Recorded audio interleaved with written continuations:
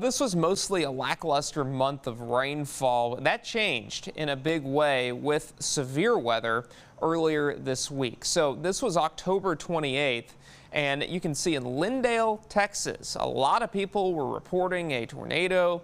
It wasn't warned by the National Weather Service. And unfortunately, people looking and the eyewitness accounts of a tornado touching down just to the north of Lindale, those came out to be true because the National Weather Service did confirm that an EF1 tornado did damage just to the north of the city, and peak winds were about 100 miles per hour. Now, further off to the east, just to the west of Kilgore, moved into the city limits of Kilgore, we also had a strong tornado. This was rated EF1 and had peak wind gust of about 94 miles per hour. So both of these were intense storms, and hopefully we are out of the woods from a severe weather standpoint as we continue to get deeper into November. Now, as we look at the yearly rainfall totals, if we didn't know how this rain was distributed, we would all say, well, this is looking pretty good. Tyler has seen about 39 inches of rain. That's about 4.18 above normal. And then in Longview, about 38.32 inches of rain.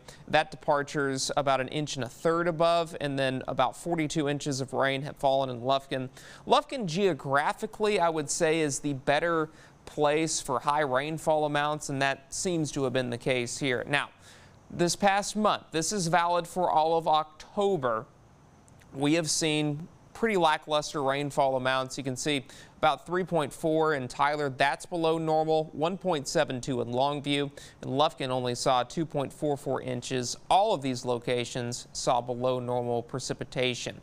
Burn bans in effect because of the lack of rain we saw Trinity, St. Augustine, and Sabine counties.